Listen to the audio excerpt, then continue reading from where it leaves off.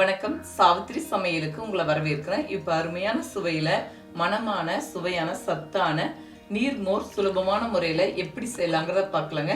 இந்த மாதிரி முறையில் நீர்மோர் செய்து கொடுக்கும்போது சின்னவங்களுக்கு பெரியவங்க வரைக்கும் விரும்பி குடிப்பாங்க. அவங்களுக்கு சத்துக்கு சத்துமாச்சுங்க, உடலுக்கு ரொம்ப குளிர்ச்சியானதும் கூட.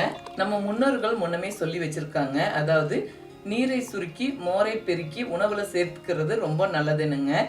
1/2 லிட்டர் பால் வாங்கிங்க, வீட்டில் பெரட்டி வச்ச தயிர் தாங்க இப்போ எடுத்திருக்கேன். இந்த நீர்மோர் செய்யறதுக்கு கொஞ்சமாக கருவேப்பிலை எடுத்திருக்கேன்.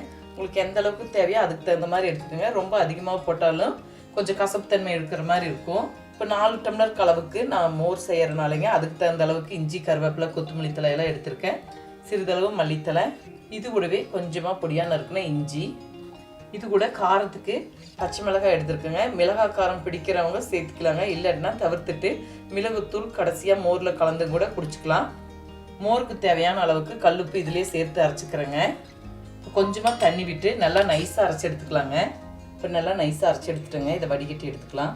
மோரில் பொடி பொடியாக நறுக்குன கருவேப்பிலை, பச்சை மிளகாய், கொத்தமல்லி தழை, இஞ்சி இதெல்லாமே நறுக்கி போட்டு மோர் அடித்து நம்ம எல்லா நீர்மோர் பந்தல்லையும் குடிச்சு நம்ம பார்த்துருக்கோங்க. ஆனால் அந்த மாதிரி செய்யும்போதுங்க அந்த கருவேப்பிலை, பச்சை மிளகாய், கொத்தமல்லி தழை இதெல்லாமே வாயில் படும்போது எல்லாம் துப்பிட்டு மோரை மட்டும் குடிப்பாங்க ஒரு சிலர் அந்த மாதிரி இருக்காமல் கருவேப்பிலை, கொத்தமல்லி, இஞ்சியுடைய சக்தி எல்லாமே அந்த மோரில் போய் சேர்றதுங்க.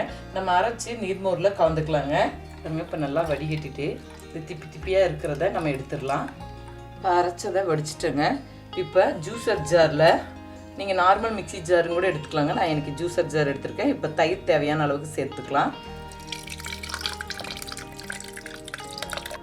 இப்போ அரைச்சி வச்சு வடிகட்டி வச்சுருக்கிறேன் இந்த கருவேப்பிலை, கொத்தமல்லி, இஞ்சி சாறையும் சேர்த்துக்கலாங்க.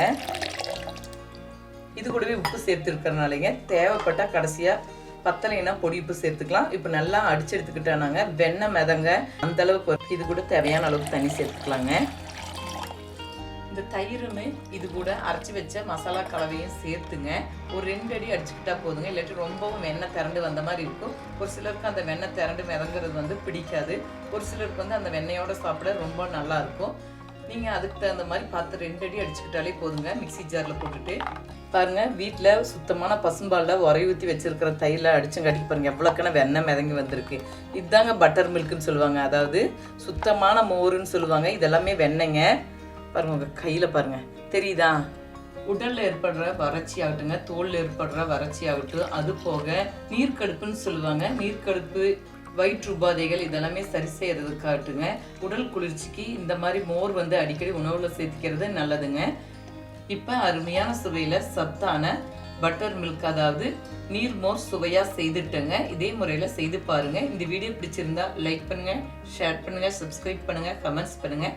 அடுத்த வீடியோவில் சந்திக்கிறேன்.